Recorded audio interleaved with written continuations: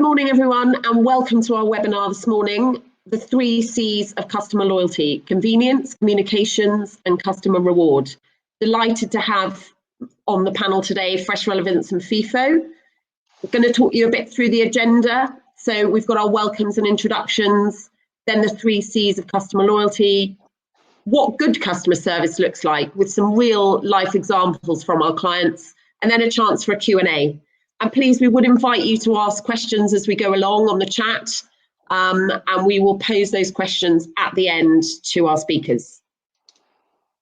So who are our speakers today? From Feefo, myself is Nicola Renshaw. I head up PR and customer marketing here, and together with my colleague Chantal, who is our customer success director at Feefo, who you'll hear from a bit later. And from Fresh Relevance, Vicky Beach. Hi, Vicky. Hi, lovely to have you all today. Thanks so much for joining us all. Yeah, I'm Vicky from Fresh Relevance. I'm partnership manager here, so look after all of our technology and agency partners to help our customers and prospective customers find the best tech and use the best tech. Amazing. Right, so without further ado, let's get going. Before I dive into the 3 C's of customer loyalty, I wanted to share a bit more about why Fresh Relevance and Feefo partner together. So we've worked together for a number of years now, and what we do is pull in Feefo's product and service reviews and then use them in conjunction with Fresh Relevance content.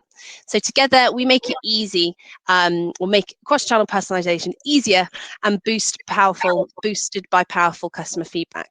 Now we actually do this in a couple of different ways. So briefly, with product recommendations, we pull through star ratings and review counts to make it really easy for customers to find 5-star rated reviews. Taylor, who sees Feefo service or product reviews by using Fresh Relevance business rules, so new shoppers can see it, whereas VIP shoppers maybe don't need to see those service reviews. And then also pull through the reviews into emails, so whether it's a newsletter or cart abandonment, to improve the email conversions. So for those of you who don't know who Fresh Relevance are and why we exist as a company, I thought I'd quickly give a summary so we're all on the same page. So Fresh Relevance is a personalization and decision engine that helps brands automate the customer experience with decision making process using a versatile range of different tools. So we integrate with your existing tech stack to improve conversion rates and retention, and ultimately deliver that customer experience that's more valuable on a one-to-one level. We're pretty flexible, working across teams, so whether it's a cross-channel project or we're working just with the web team or the email team, pretty agnostic in that sense of things. And some common tactics that we do is dynamic content on the website and an email, such as recommendations, social proof, or sending highly targeted emails, such as triggered emails. And to give you a flavour of who we work with and where we sit in the market, so we work with over 350 clients across the globe, and hopefully you recognise some brands here and relate to them in terms of your business objectives and how you run things. So let's get into the nitty-gritty of the Fresh Relevance Loyalty Survey. So the impact of the last 12 months can't go unmissed. Amidst tighter budgets and the ever-expanding pool of competitors, retaining loyal customers has never been more important. And the effect of the pandemic that it's had on the changing how consumers shop, getting up-to-date consumer insights and knowing what they want and when is key when planning your e-commerce strategy. So to get answers on the topic of loyalty, we worked with Census-wide and polled 2,000 nationally represented consumers in the UK to find out what makes them loyal to a brand.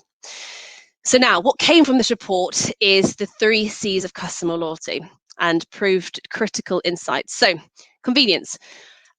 What consumers want and don't want from the customer experience.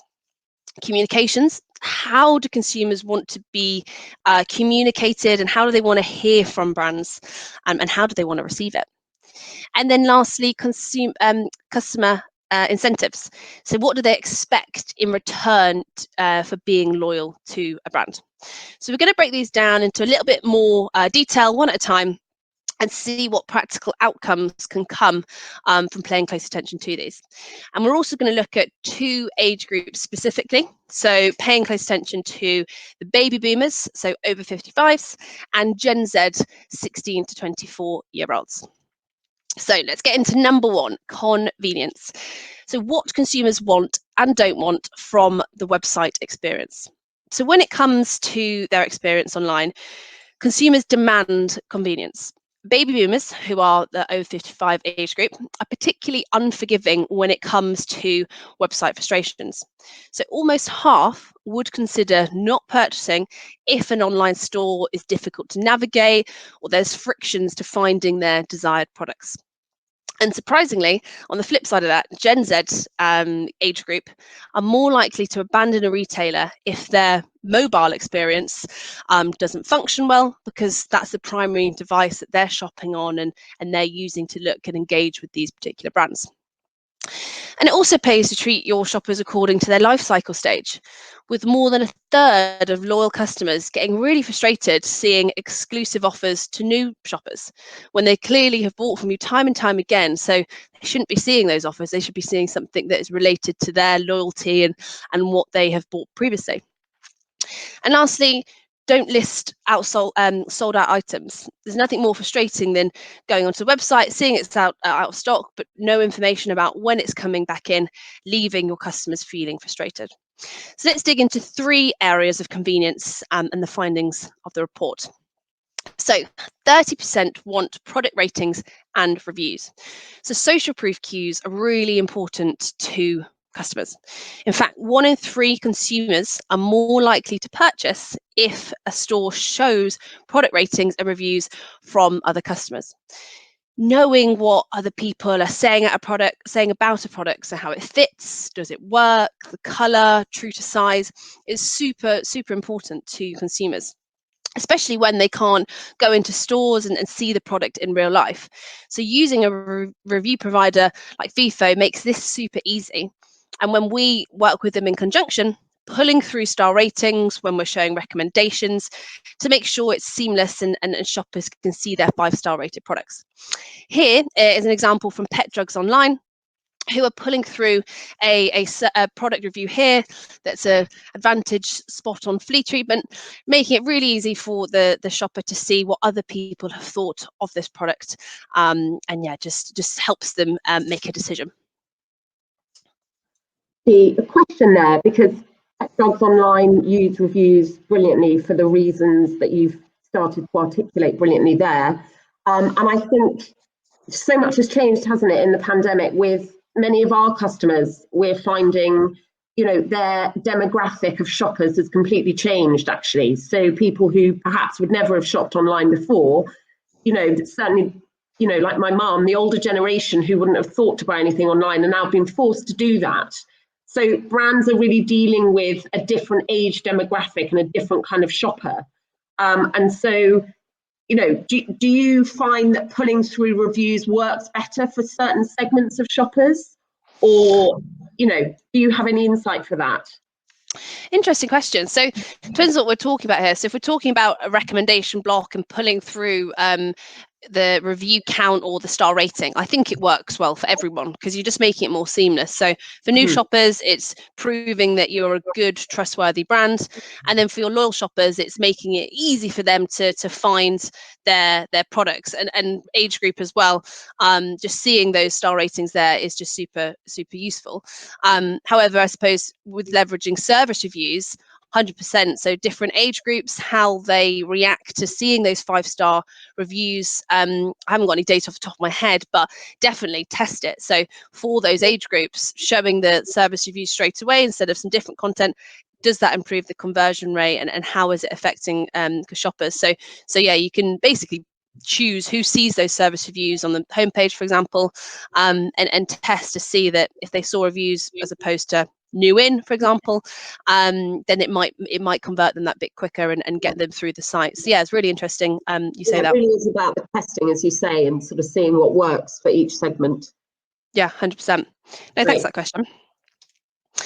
Cool. So then on to number 2. So 28% want retailers to highlight important cut-off dates. So the key here is to keep your customers in the know and knowledgeable about promotions and anything that can affect their shopping experience. So a great example here from Molton Brown that use countdown timers to let shoppers know when access to an exclusive edition is ending. Also great to use for next day delivery cut-offs or when a sale is starting and ending. And the last point on convenience, 23% want retailers to make it easy to discover more products that I might like.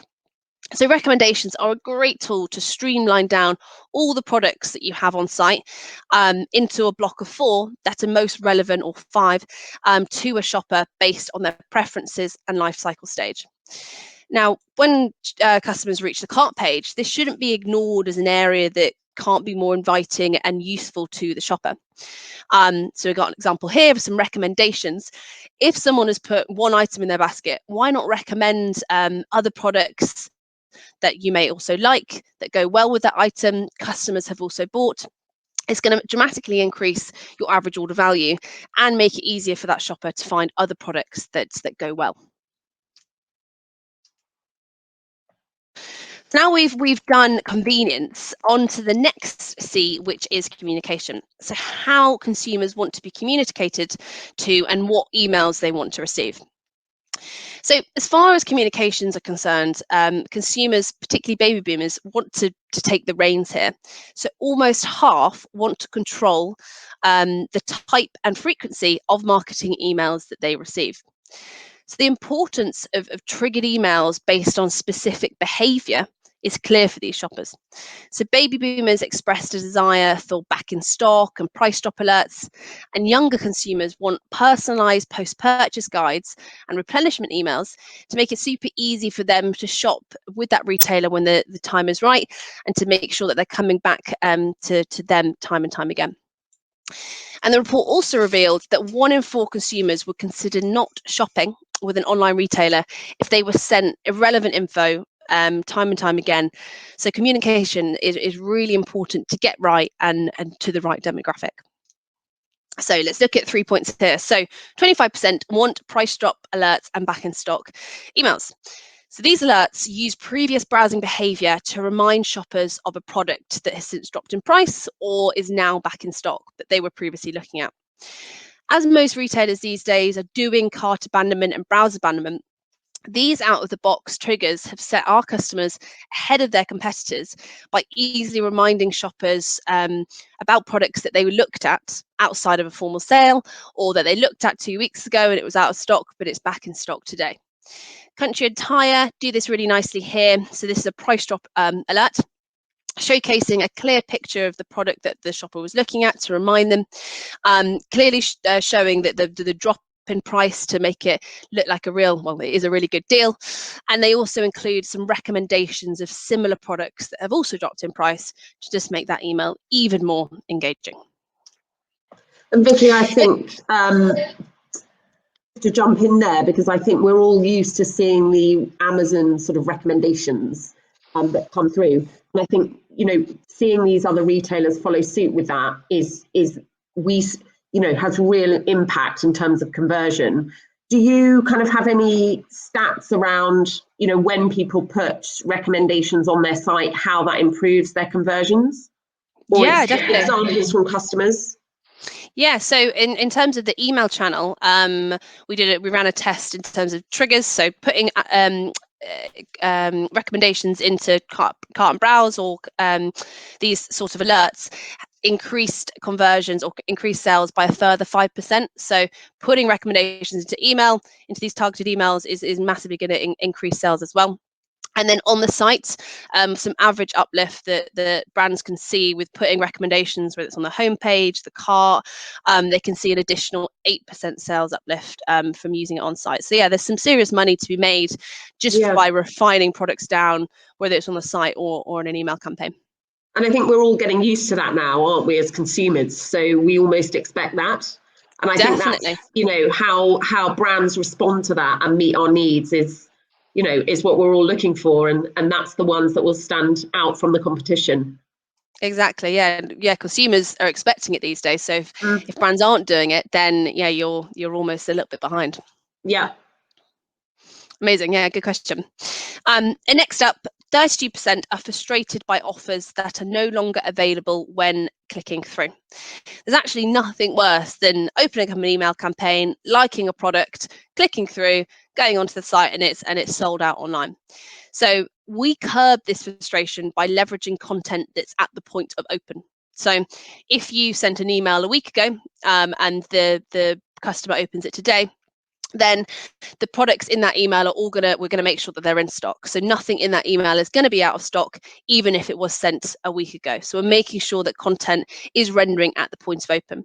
We can leverage content at the point of send because there's some use cases that it does work, but we would recommend doing it at the point of open to make sure that your prices are up to date, so nothing has dropped in price or increased in price, and also that you're not showing anything that is out of stock and leaving customers feeling frustrated. And lastly, for communication, 20% want personalised emails. To see that a brand is making an effort and understanding who they are as a shopper is exactly what Nicola just said. So Thorntons do an amazing job here of personalising their hero banner in their emails. So actually using a customer's name in the image, really nice touch to make that consumer feel special and stand you against your competitors and make you look better. Fab. So on to the final C of the 3 C's, which is customer rewards. The rewards customers want to receive in return for their loyalty. So like any good relationship, retaining your customers is a two-way street. They expect something in return for their loyalty. So when it comes down to incentives, loyal customers want to know before other shoppers and want to be in the know first. So the report revealed that 1 in 3 loyal customers want early access to sales or limited editions. So consider using segmentation to send your repeat customers exclusive offers and advanced notification of sales to keep them loyal and to keep them excited about your brand. So into the 3 points, 29% want early access to sales or limited editions. So this is a great example here from YouGarden, who incentivize their customers for VIP early access. Great way to drum up excitement and create exclusivity for your customers to keep them loyal to you instead of going to one of your competitors. Secondly, 18% want rewards for product reviews. So this is something I would say to test on your customer base to see what the uplift is and how it affects the reviews that you're getting from consumers. So Illy do this nicely, who have offered to save 25% on your next purchase at Illy for leaving a review. It's a great incentive for leaving that honest review for you. But yeah, I would say test it to say send an email without the incentive and to send emails with it to see how many more that you do get, just because it is a great way of drumming up that excitement and getting people to follow through and to do it. Because it's always one of those things where I'll leave that review, but I need to make sure that and create that urgency. And finally, 15% want invitations to exclusive in-store or online events. So as the world opens up again, people want to be engaging with a brand differently. They're hungry to go to events and meet like-minded people and get excited about a brand that we've all been starved of for the past year. So showing or inviting customers to exclusive events and complimentary experiences on top of just buying their products is a really great way to get people engaging more. Nice example. Sorry, Yes. Vicky, it's Nicola here. Just to jump in there, I think one of the issues that some of the brands that we work with are having or thinking about is how they're going to replicate kind of this great digital experience that they've started to offer their clients, and how they're going to continue to replicate that online in store as well. So, it was all used to be quite siloed, didn't it? You either shopped in line or online, or you shopped in store. And now the pandemic has thrown everything in the air. Every older generations are shopping much more online, and younger generation desperate to get back in store. So I think the challenges for brands is to really ensure that they can offer a really integrated approach to their brand, Definitely. no matter what channel they engage with. Do you see that with some of your customers as well? Yeah, definitely. And it's so we work with lots of brands that have the online but then the offline experience as well. So yeah, 100%. It's crucial to join up the data. So if someone has historically always been shopping like in store, getting that information into Fresh Relevance so that we can still personalize the experience based on all of those historical purchases. And then also a really great tool that we use is something called geo-targeting. So when stores do open up, we need to get people back into stores. So based on IP address, if I'm based in London, recommend a store that's nearest to me to try and push people in and get them engaging in the physical sense again. But I think it's going to be interesting to see what happens. That it's going to be more of an experience these days. So example here from Space NK, Space Live, get people trying the products and meeting the other people that have shopped online and in your own bedroom for the past year, and get people really excited and just engaging differently in that experience feel. And I think the importance of understanding your data there is really key, as you say, and how your customer likes to engage, because there's going to be nothing more frustrating when we get back to whatever normal is. But, you know, if a customer goes online and they've always been shopping in store and they're not recognized, I think it's that recognition as a customer. You want to know that a brand that you've been loyal to understands you. And I think it's, you know, these are the challenges that we're all going to face. But yeah, it's so important to get right, because that's how you're going to retain the customers that you may have acquired in the pandemic, you know, online. But how are you going to look after them when they go back to a mix of both?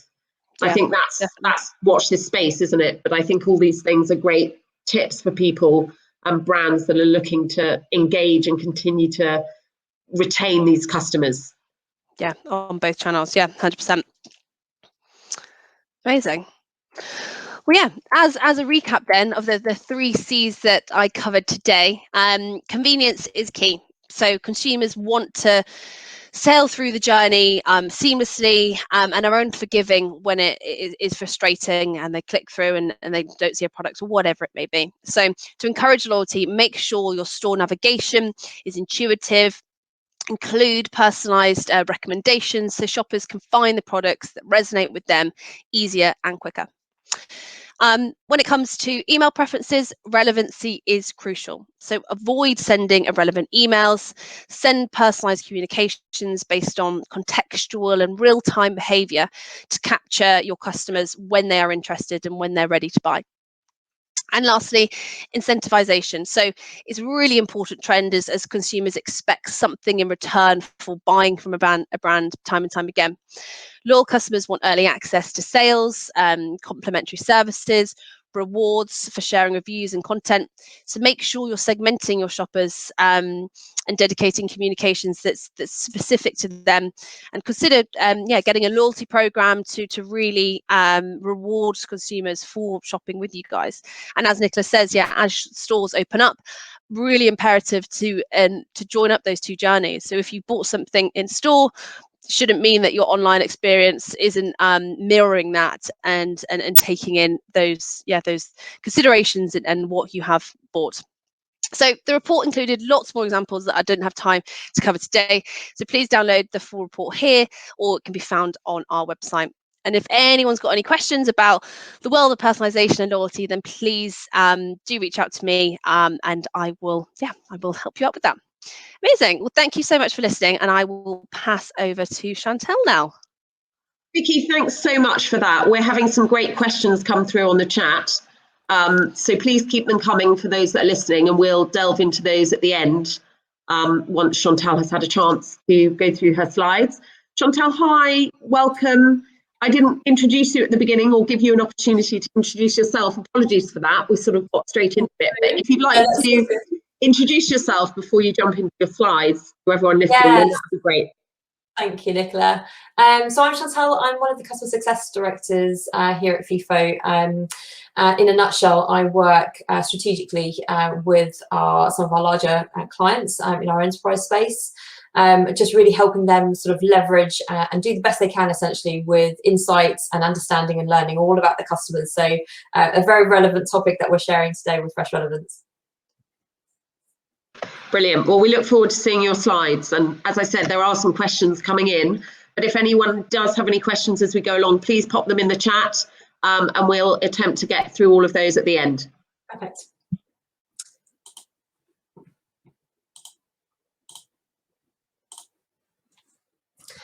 Great, so we'll get started then with what good customer service looks like. And what I'm wanting to share with you guys today is just some really good real life examples from the basics to some of the more advanced in what you can do essentially to leverage that good customer service, which ultimately leads to that customer loyalty piece that we've been talking about today. So as Vicky mentioned at the start of today's webinar, we know, and it's been really obvious, that e-commerce has obviously grown in the last 12 months. It's seen a huge growth. That growth path was already happening. It's just a matter that COVID and everything else that's happened in the last 12 months has really kind of boosted that effect. One of the biggest kind of growth periods in more than a decade that we've seen, and despite that huge growth, you know, we're still hearing from companies like Mention Me, for example, who are saying that 72% of people are still out there recommending brands in the midst of everything else that's been going on. Now, part of that whole growth spurt, if you like, that we've gone through, and we've touched on this a little bit today already, is, you know, a lot of businesses out there have had huge online growth, which is great, because obviously some of the stores obviously haven't been open, but they've had this huge amount of people who are sort of being added to their marketing lists, into their databases, and achieving extra sales from places that they perhaps hadn't expected before. And I think Nicola sort of mentioned earlier that a lot of these businesses, and I've seen this with a lot of my own clients, have inherited or kind of grown a client base and an audience that they really hadn't expected. One of the clients that I work with actually specialize in, let's say, more industrial kind of catering. And what they've ended up seeing was this huge flip reverse, essentially, of the amount of trade clients that they used to predominantly work with being now their direct customers. People building home kitchens or doing whatever it is that they're doing at home instead of obviously in restaurants or cafes and things.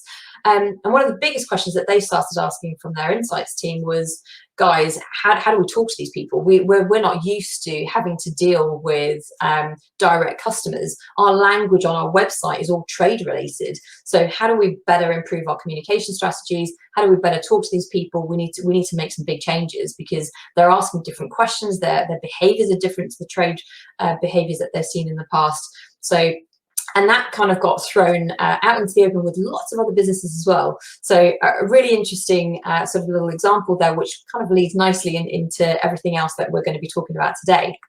So 76% of consumers expect companies to understand their needs and expectations. Now, Vicky mentioned this as well, in terms of there is this big expectation that, you know, how are you going to treat me? I expect a personalized experience when I come online, if I'm a loyal or a VIP customer.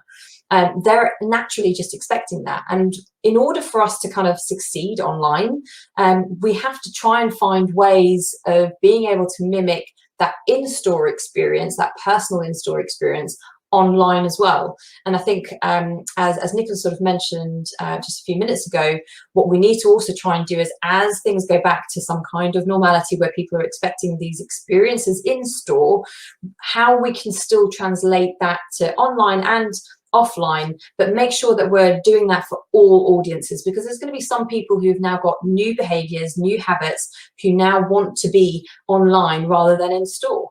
And we need to make sure that whatever we're doing, we're kind of addressing both areas. So how do we sort of look after those relationships? So remember, we've got all these new customers that have sort of come on board and we're not quite sure how to deal with them. So, you know, we talked already before about this customer expectations are a lot higher than ever before. We need to find ways to understand them and learn about them, and enable us as businesses, I guess, to be able to provide that great experience. I mean, 6 in 10 UK brands despite knowing all this, still don't rank customer satisfaction as a top priority. That just blows my mind, because for me that kind of means that you're basically working in the dark. And yes, you are looking at a dark screen. This is me mimicking the fact that you're kind of doing something online without really understanding or really knowing your customer base. So what do we need to do to rectify that? We do need to try and shed a light on our customers. So what we need to try and do, and it all starts with data, and I think Vicky was sort of alluding to this before, we need to find ways to understand who our audiences are, understand what our customers are saying about our businesses, and really shed a light on just, you know, what that customer experience looks like. And I'll throw out a question to you guys. Do you really know what experience your customer goes through when they shop with you, or when they buy with you online, or use one of your services online? Have you gone through that process? Do you really understand them, and do you really understand how they feel? Great question, Chantel. Let's see if the chat is buzzing away with some answers. We'll have a look at that at the end.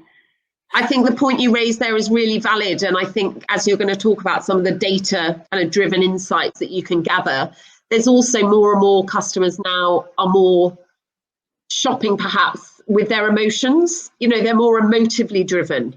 You know, brands that perhaps they didn't love pre-pandemic, they might now be more aligned to. And I think, you know, as a consumer, we're more complex than we ever were. It's not so transactional based, is it? And I think it's everything we're talking about understanding our customer is absolutely vital, and how they shop and their motivations. But I think this emotive connection, it plays much more of a part than it ever used to. And that's something that brands, you know, are also going to have to look at and see how they can play out with their marketing communications and everything, and really show their empathy towards their customers. Yeah, absolutely. And actually, just on that point, there's something a little extra that I'm going to be adding a little bit later, but the biggest kind of starting point there is just actually learning about your customers and trying to understand them, and trying to find ways of understanding them. And for me, this conversation with any of my clients always starts with data. What do we know right now, and what can we learn? Which actually leads me quite nicely into a nice little segue of what we're actually going to be covering in the next few slides. So I think, you know, part of that kind of customer loyalty understanding piece is really looking at these kind of three key areas. So how do we understand and learn? I think very importantly, how do we then leverage that information to then be able to provide that great customer experience and personalized customer journeys? And then ultimately, how do you measure what you're doing, essentially, in terms of activity and resource? So the first stage of that is the understanding piece. So we need to learn about our customers. So how do we do that? Well, the simplest and easiest place to start is with some kind of interaction that happens. So obviously, here at Feefo, one of the things that we do is we capture customer feedback. So what's important to do is try and track and collect feedback, ideally in every stage of the customer experience, wherever it's possible that it will allow you to. You know, all of that information helps you identify issues, helps you understand why and where shoppers are converting, helps you fill the gaps, if you like. It helps you better understand who your customers are, how they shop, their behaviors around that shopping experience, as I mentioned before with one of my catering clients, and then also how you can personalize that whole experience. And then, as I mentioned before, how you sort of leverage that information that you're collecting to essentially social proof your products and service. So you're adding that element of trust moving forward to other prospective customers. So 43% of companies don't collect enough key customer data to offer personalized messaging. And 40% admit they don't publish post-purchase reviews. Now that's a little report that's come from .digital. Now what we are going to talk about is exactly how you would sort of go about doing that. But I think what is key is just remembering that interaction piece. Can you understand and learn something at each stage? So this is a typical customer journey that we tend to see.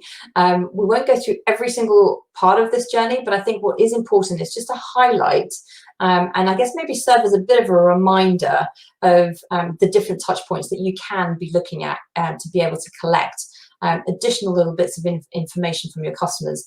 The key here is, as they interact with you as a business, that you use that touch point to then collect some feedback. How was that experience? So there's a couple of examples in here. On the website, you could potentially be using pop-up surveys to measure the all-important kind of UX experience. So how do people feel about the checkout process, or how do they feel about this change of site or page, or whatever it might be, in terms of the ease of use of their experience on site. Post-purchase is a classic example. So, you know, what does that purchase experience look like? How do they feel about dealing with the business? What was their buying process like?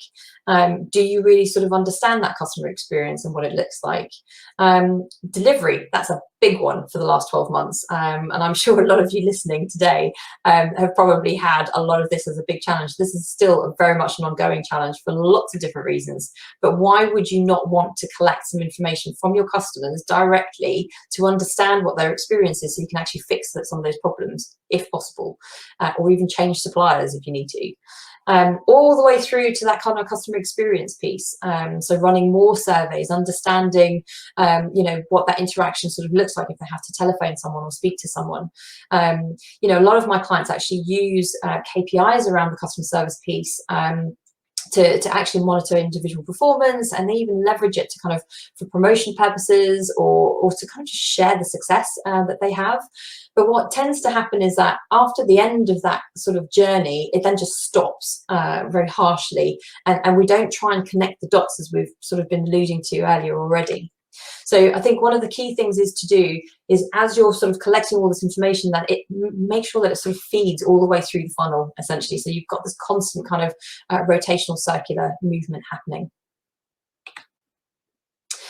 So I've got a little example to share with you today from Vauxhall, one of my clients. So one of the things, before I start going through this, just to share with you in terms of their strategic goal and their tactic here, they really, really wanted to try and find a good way to, and in their words, they wanted to humanize the online experience for their customers. They didn't want people, obviously, especially now in the COVID period, you couldn't always just necessarily go into a Vauxhall dealer and just start looking around the cars. They wanted to bring that same experience online. And this is actually a project that started pre-COVID, which served them really well during COVID. So I'll just sort of talk you through what that sort of looks like in brief. So the first place that you arrive when you land on someone's website, and in Vauxhall's perspective, homepage, what can you do to leverage that confidence and that trust in the brand? And that's one of the first touch points that they started sort of leveraging, you know, hey, look at us, we've got this kind of service rating. And that journey then starts in terms of the reassurance piece. As a consumer, as you journey through their website, you'll then potentially land on a particular category page of vehicle type, let's say. And immediately then you start being you know, shown star ratings for different types of vehicles within that particular category. So you're starting to kind of reduce that larger kind of generic funnel down into a slightly more personalized experience, all the way down to the vehicle type. So once you land on a specific product page, then what you're actually seeing is just the reviews that relate specifically to that particular product. And that's a really nice kind of customer journey, customer experience.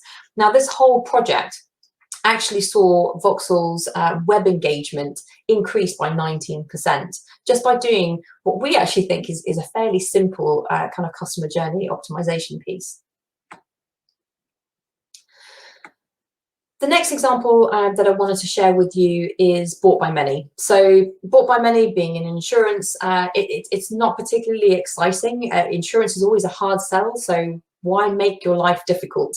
I think the key thing for me when dealing and working with insurers, including Bought by Many as an example, before I sort of go through the case study with you, is just to highlight that only asking at one touch point, i.e. post-purchase, just basically means that you're only understanding and you're only getting a view of that one small part of that bigger journey piece that we showed you before.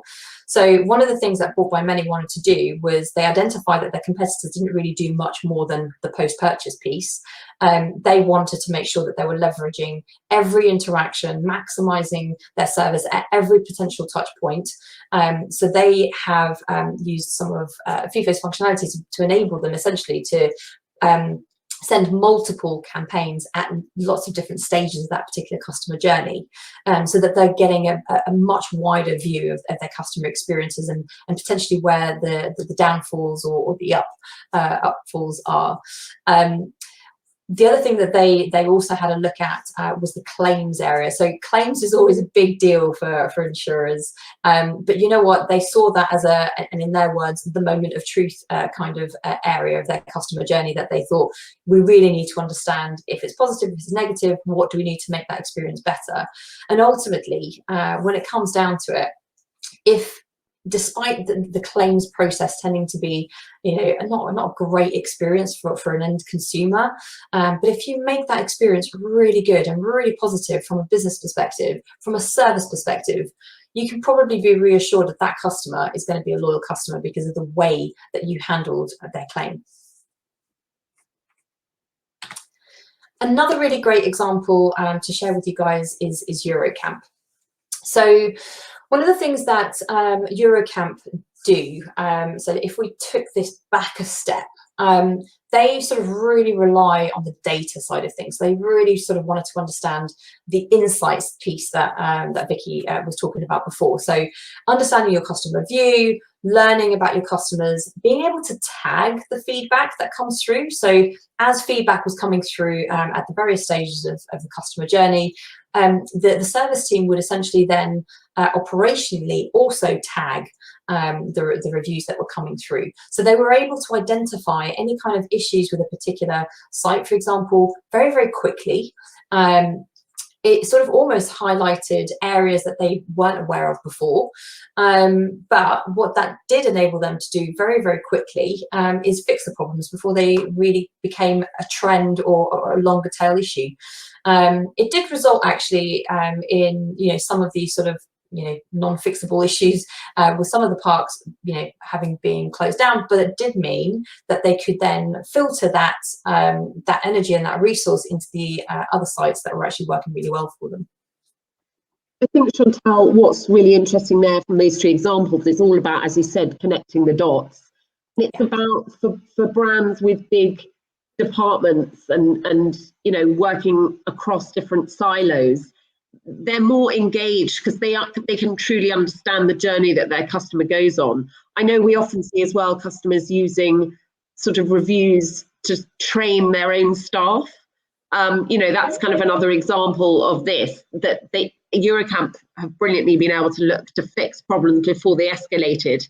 And I know, talking to Invapack, who is one of our packaging companies, they often use lots of their reviews, their service reviews, to train their staff. And actually being able to identify a particular person within their organisation who hasn't performed particularly well in a delivery or whatever it is, and using that to really upskill them and you know, improve staff morale, and then improve the service that they give and improve the customer satisfaction that they deliver. And I think it's closing that loop, as you say, and enabling these reviews to be used in not just a transactional basis, but more across the piece. And that's what these really highlight. Yeah, absolutely. And I think, you know, one thing I've probably not sort of mentioned in too much detail, but you're sort of referring to there, Nicola, is, you know, it's not just about the reviews. It's not about your end customer experience and understanding that end customer experience. It's how you can leverage that in so many other ways. So yes, you can get a great score that you can then use and leverage to help aid conversion and things like that, which is all fantastic. But as you said, it's about connecting the dots within the business and how you can leverage the reviews, as you mentioned, for training purposes. I mean, just in the last, you know, couple of months, the amount of training that I've been doing with some of my clients on this particular kind of tagging project with the customer services teams, sort of connecting the marketing team and the SEO teams and web teams with the customer services teams together, has actually been a real thrill, because they're starting to see that reviews isn't just this post-purchase kind of question that you ask about the product. It's so much more than that. And I think even small businesses or large businesses can leverage all of it, which is really lovely to see.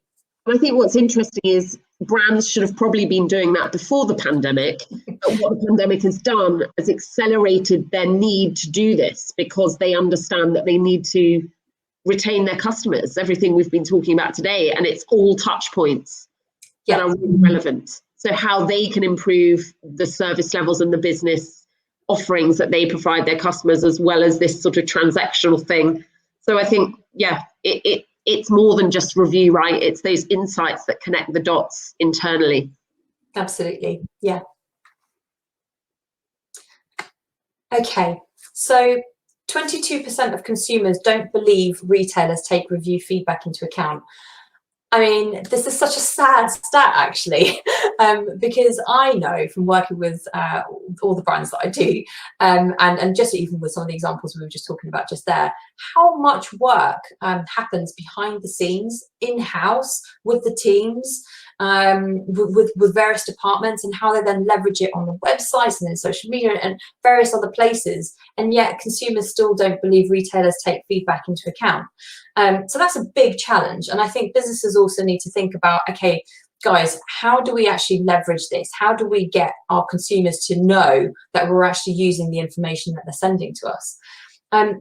Something that I have seen personally in one of the companies that I used to work in, we used to host customer events. And every time we host those events, we'd have like this feedback survey that would go out, and we'd ask our attendees to let us know what they thought, what improvements, etc., etc. And after a little while, a few of us who sort of used to manage the workshops, we started saying, do we actually do anything with that feedback? What's happening with it? And we kind of got met with some blank faces. No one really knew if we were actually doing anything with it. So we then thought, you know what, we need to very publicly say to our attendees and to our customers, you said, we did. And I love that idea of kind of being quite transparent, and finding a way to kind of celebrate, you know what, you guys send us feedback every single month, or, you know, whatever it is, and almost publish it, stick it on social media that, you know, you said and we did, and make those changes. And I mean, that's just one idea of how to sort of leverage that. But I think businesses do need to think about how they can rebuild and change this stat, because I find that quite low, which is sad, especially when we work so hard. As you say, and in this world where, you know, reviews get such a bad name in terms of being fake, you know, it's even more important that brands show that they are actually listening to their customers and do things with it. You know, and actually it enables sort of teams to present things and hard data back to their SLT and their senior management leadership team. You know, I was talking to Amara Living last week, and they go through all of their reviews, their negative reviews, and they take them and they discuss them in their weekly meetings. And actually they really want to learn and improve. And I think, yeah, it's a scary stat, but I think as, you know, a trusted provider, you know, with verified reviews, we really believe, you know, in the value that they have. And I think that the market will catch up to that if it hasn't already, because people put more and more on that than they ever did. Absolutely. So we now have hopefully a few ideas of how we capture that information and how we can potentially leverage it is the next step. You know, how do we use that review content to hopefully optimize and improve and personalize a customer's experience and a customer's journey? So we were starting to talk a little bit about how you can leverage that. 84% of customers say being treated like a person, not a number, is very important to winning their business. Now, Vicky shared some excellent stats earlier in terms of how Fresh Relevance can play that part in terms of serving up that relevant content to customers. You know, I think when it comes to the review piece, we want to do the same. So we want to make it easy for shoppers to find the reviews that they need, to find what's important to them by using things like smart filtering. We want to be able to show shoppers what products look like in real life. Maybe you want to showcase them through sort of media or photo images from reviews that other customers have left, as another example. We want to be able to let customers break down product features by collecting feedback on specific product attributes. You know, if we're looking at a retailer, for example, you might have things like fit and size and that sort of thing. So it's about making that whole process a little bit easier, a little bit more accessible for them. 96% of consumers will read feedback before making an online purchase. Now, my other half, we were sat on the couch the other day, and this is a prime example because he's definitely one of the 96%. We were sat on the couch the other day. He was on his laptop. He was doing some online shopping for mountain bikes or whatever it was, and he started getting really frustrated. And I was, you know, just asking him, you know, what was going on, what was happening. I'm always very curious when it comes to, you know, websites and what people are experiencing. I take my work home. Yeah, and he was just saying, I just, you know, this company just doesn't have any reviews on the website. It's really annoying. And then as quickly as he was saying that, he was switching off and getting rid of the site. He was basically exiting the website. And I was like, well, why did you leave? And he was just like, well, there's no point. There's no point because I can't read what other customers are saying and I can't be bothered, was the reaction. So I think it's really important that even if done on a very simple level as a starting point, consumers definitely want to be able to find reviews, be able to access them nice and easily. The worst kind of experience I think to happen is to almost force people off your website away to other kind of open source areas, where they're sort of trying to navigate through Google to try and find your brand or your products somewhere else that you aren't really controlling. And I think that's kind of the key message for me with this particular point, is just to try and leverage as much as possible on your own website, keep your consumers on site and make that journey as easy as possible if you can. So I've got some examples of how that journey and how we can leverage that experience. This is a really simple starting point that we could look at from the perfume shop, for example. So as somebody sort of lands on the website, they then start to navigate around the products or the categories that they're interested in. What you want to be able to do initially is start presenting them with some star ratings, very simply, of, you know, against some of the products that they're potentially looking at. That, you know, just having at least 1 star against a product already has a good conversion rate. And then that shoots up by another 5 or 8%, I think, as soon as you've got more than 5 stars against a particular product. So it just goes to show that having just even a few stars is really, really important. It helps kind of bring that product and category to life. It helps the customer feel like they can access the reviews nice and quickly. Another example, just whilst we're here, that I wanted to share, we also work with Iceland, and they have a very, very simple strategic goal, and that's to make sure that they've got 100% coverage of reviews against every single one of their products. Very simple objective, and then they leverage lots of different sort of tactics around that, which I can share with you as we go through the last few slides. But the key here is just to make sure that you've got even just 1 star rating against a product, because that already instantly has an impact in terms of conversion. Now, what else Perfume Shop does, which Pet Drugs Online, which Fresh Relevance mentioned before, also do, is just at the little bottom underneath the star rating that you'll be able to see what people are saying. So when you're on a category, so in this particular example, you're looking at a Paco Rabanne as a brand category. What we can also do is leverage the Paco Rabanne brand within the content of the reviews. So making that content super personalized, super relevant. And again, the goal here is to give our shoppers the easy access to the reviews, the most relevant reviews on the page that they're on as quickly as possible. It all helps them make the decision a lot quicker. As a next stage to that kind of process, if I was one of those customers who wants to sort of read through more reviews, what you could then do is have this kind of smart filtering in place. Again, something else that the perfume shop do.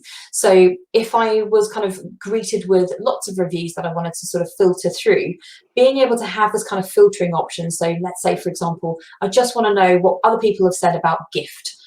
As a nice little example, I would click gift, it would then filter the reviews for me, and then very quickly at a glance I'd have a snippet of what some people have said.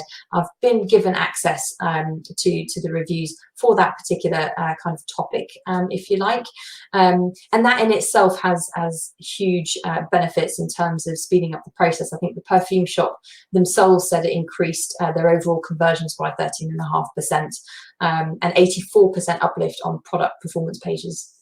Which basically means that customers were not leaving their website, instead of going off somewhere else, they were keeping their customers on site. And I think, Chantal, that's really interesting again, because it's this world we live in. We're bombarded, aren't we, with media messages 24/7. As you illustrated, your partner is watching TV whilst on his phone, whilst on a device. That's how we live now. And I think we have to be able to meet that need for the customers that we're trying to reach. We have to get them at those micro moments, if you like. So if they don't, have reviews at relevant points across their journeys, then, they're sort of missing a trick. Yeah, absolutely. And Vicky mentioned convenience as one of the key things that we need to be focusing on. And 100%, when you're talking about making a quick purchase or making quick decisions whilst you're watching TV and you're on your laptop or whatever in the evenings, you want things to be easy and you want things to be convenient. The last thing you want to have to do is be greeted with a website, first of all, that doesn't have reviews showcased, or be forced to kind of leave the site to go and find reviews somewhere else. That process immediately becomes not easy or convenient. So I'm not surprised that my other half bounced off the website the other day.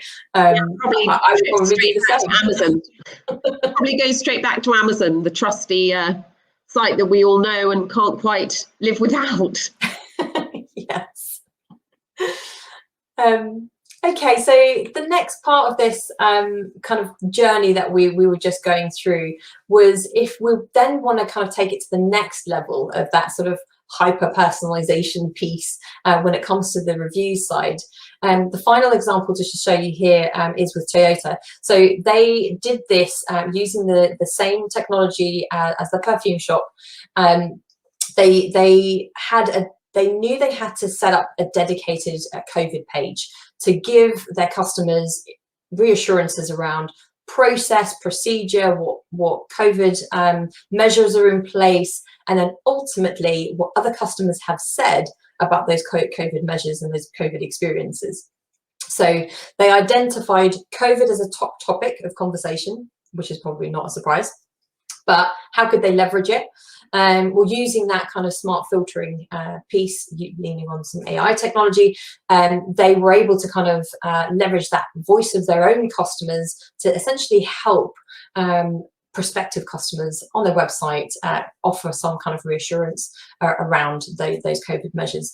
And hopefully most of us will probably know that other customer reviews are trusted probably by about 88% of customers making those decisions, just as much as they would a friend recommending. So leveraging what other customers are saying at key touch points is really important. And you could do the same thing here. I think the other example that Vicky showed earlier was with Pet Drugs Online. At their checkout process, just leveraging what that service or that delivery piece perhaps looks like, and some of the testing that Pet Drugs were actually have been doing is around whether the voice of the vet is more powerful or the voice of the customer. So it's just good to test these things in different places. So the final piece of the puzzle really for me, again, is super, super important, is actually being smart about how you're going to measure things. And when I say smart, I'm talking about the SMART model of being specific and being able to measure things, and being realistic and timely with what you're doing. If you can't set an objective that can be measured, then is it the right objective is probably what I'm going to get at that point. How else would you be able to know how to measure the success? So there are some various metrics out there that you can measure. With things like customer feedback, there's obviously, the engagement with those emails and the click conversions with the forms and things like that. But when it comes to customer loyalty, outside of that sort of measuring tools that you have in place, you've also got other tools available to you. So would you believe only 53% of CX leaders say they have detailed insight into the drivers of loyalty and retention? That's not a lot. And I really think that there's so much more insight that can actually be pushed through, more than you probably think, and it's probably not as difficult as you think. One of those tactics that I wanted to sort of share with you today is around the NPS side of things. So Net Promoter Score, really simple little bolt-on to potentially your feedback question, or even to your surveys if you've got surveys running. But asking, most importantly, that ultimate question of, would you recommend our brand to somebody else, to your friends or your colleagues? That is the ultimate question. And I think what's really important is to ask that question at different stages of the customer life cycle, because asking post-purchase only gives you, again, that same view of just that purchase experience. You're not sort of asking the question at the start, or when they first were on your website, for example, or post-delivery or post-claim, or whatever the key kind of interaction was. And I think what people sort of seem to forget is that it's not just about understanding the Net Promoter and what your score is. It's actually, there's so much more that you can do with that data. So just to give you a couple of examples, if you've got customers who are a 9 and a 10, so they're your promoters, those are customers that you want to leverage for things like loyalty programs, or refer a friend programs, or things like that. They're a great group of people to be working with. Anyone who's kind of scored you, I would probably say, including your passive, so an 8 and below, they're people who need some attention, some love, some incentives if necessary, and they basically need some of your attention. And maybe they're a good group of people to be surveying and understanding what's missing, what can you do better. So yeah, I think NPS, there's a lot more to do with the data than just collecting that score. Just to give you a big example of someone leveraging NPS in a really good way. Apple generated over 25 million in additional revenue from their stores by using NPS surveys. It probably sounds quite obvious, but a lot of people forget about this. So one of the things that Apple did was, when you go in-store into an Apple store, you have your service experience, whatever that might look like, whether it's maintenance or fixing something or whatever it is. They would instantly ask their customers to complete a quick NPS question. Really, really quick and simple, as we saw before. That whole experience basically put the power in the hands of the store managers. They would have like stand-up meetings first thing in the morning, lunch times, end of day. So that essentially enabled them to make really quick changes very quickly if they spotted any kind of key trends in what was happening that day, just purely by the NPS score that they were receiving. And I see a lot of my clients doing exactly the same thing in their customer services teams. So one of the clients that I work with, who actually is in the finance sector, on a Friday morning now, they have a look at their NPS scores and their data kind of tagging insights over the course of the last sort of 3, 4, 5 days, so that they can make really quick decisions about what they need to do moving forward for the next week. So yeah, a really nice little example of, yes, on a larger scale, but the concept is still the same no matter what size business you are. When things get bigger, so when you've got lots of data to go through and lots of reviews to go through, sometimes the data tagging probably just isn't enough. So at some point, you're going to get to a stage where you're going to need to lean a little bit on some slightly more advanced tools. There are lots of great kind of machine learning AI tools out there to start to help you identify any kind of reoccurring themes. Now, we touched a little bit before on the smart filtering sort of access that we have here at Feefo. We also do have some AI tools available to help you kind of trawl through all of that content to pick up really meaningful kind of trends in sentiment. Now, when I talk about sentiment, a really good example that we actually see quite often is a customer may have left a 2-star review for their service experience that they've had, but in the content they've written, it was a real shame that this experience, but I still really love the clothes, really love the product, etc., etc. So actually the sentiment is really, really positive, but they still gave us a 2. Or in reverse, I've also seen someone give us a 5-star and say, it's just a shame that the web experience wasn't that great.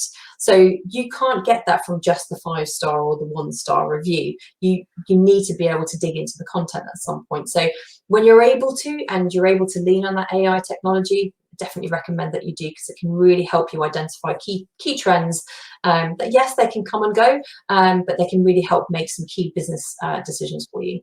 And that taps into that emotion, doesn't it, as well, Chantal? So it's not just the numbers and the number of stars, it's the emotion behind that, which is so, different for everyone. Yeah. And it's important to capture that. So yeah, absolutely. So let's wrap this up. One of the things that I love doing and I love kind of throwing out there is just really understanding why you should think about all these things and why you should do these things. So I'm just going to hit you with a few really key stats. 86% of buyers are willing to pay more for a great customer experience. 49% of buyers have made impulse purchases after receiving a more personalized experience. The likelihood of a product getting purchased increases by 270% when it gets a 5-star review. 77% of consumers say they favor brands that ask and accept customer feedback. Customers with an emotional relationship with a brand have 306% higher lifetime value and will recommend the company at a rate of 71%. Now, the key goal for us here is to help improve customer loyalty. That's the ultimate. So when you're personalizing and you're doing whatever you can as best as you can, that generally leads to, and this is what Nicola was sort of alluding to, is that emotional response. It's that emotional response that ultimately leads to customer loyalty.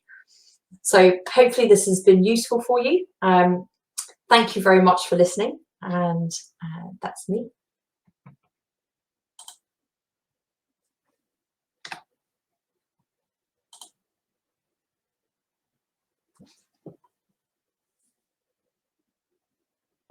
sorry guys, technical hitch there. I couldn't get off mute. The perils of all this virtual activity. Thanks guys so much, that was brilliant. Time I know is against us, but we have had a couple of questions come in, so maybe I can just give one to each of you, and then we can follow up individually, answer the others that have come in. So Vicky, for you first, just bear with me, let me just get it up. If you had to pick one to focus on, what are your customers finding most important when it comes to driving loyalty? I mean, we've touched a lot on this, but yeah, would you say there's one thing you could pick out? Yeah, so obviously there's convenience, communication, and incentives. In an ideal world, they're all interlinked, but I would say convenience number one, because if you're leaving your customers frustrated and they're coming on the store and they're bouncing because it's just hard to use, then you're never going to get to be a loyal customer. So I think number one, convenience. You've got to make that website exciting and easy to use. And then secondly, I would say convenient communication, because once you've got them, if you're irritating them with messages, then you're not going to make them loyal again. And then I suppose incentives comes as a third point. So I'd say convenience, communications, then incentives. Yeah, got to get them there first, right? Yeah. Okay, so Chantal, one for you, which I know we see quite a bit at Feefo, but some businesses can be often worried about negative reviews. But actually, how would you recommend they can turn that negativity into something positive so they can actually start to use it to help improve loyalty? Great question. Yeah, really good. And do you know what? We get that question so much, and especially the COVID period, we've had that question a lot. And the first thing I would absolutely say is don't actually stop listening. I think it's a mistake that I've seen a lot of businesses do, where they're like, oh my God, we're getting so much bad feedback, switch it off. And that's actually really not the best thing to be doing at all. Now is the perfect time to be listening, because if there are challenges and there are issues, you know, like everything in life, that's how you learn, and that's how you get better. So there are sort of tactics in not necessarily publishing them, but you can still get that feedback and take the learnings in-house essentially, and fix the problems. And a lot of the time, I think the issues or the worries are anecdotal rather than fact. So the other thing I would also recommend is have a look at the data. So let the data help you make those decisions, because I think sometimes, you know, the customer services teams, bless them, have, you know, been inundated potentially, or feels like they're being inundated with complaints. And actually the true reality of it is that sentiment piece, that someone's frustrated, but they're still loyal to the brand and they're still happy because they're giving you an NPS of an 8 or a 9. So let's have a look at all of it together as much as possible.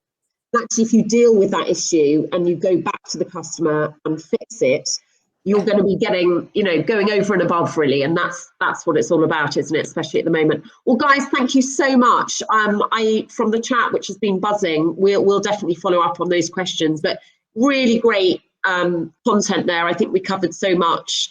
So I hope everyone enjoyed listening to it. If there's any follow up, then please do get in touch, because we'd love to talk in more detail to you. But thanks so much for your time. I think we've literally got 30 seconds left. So on that note, down to the wire. But thanks, guys. Really appreciate your time and look forward to chatting again soon.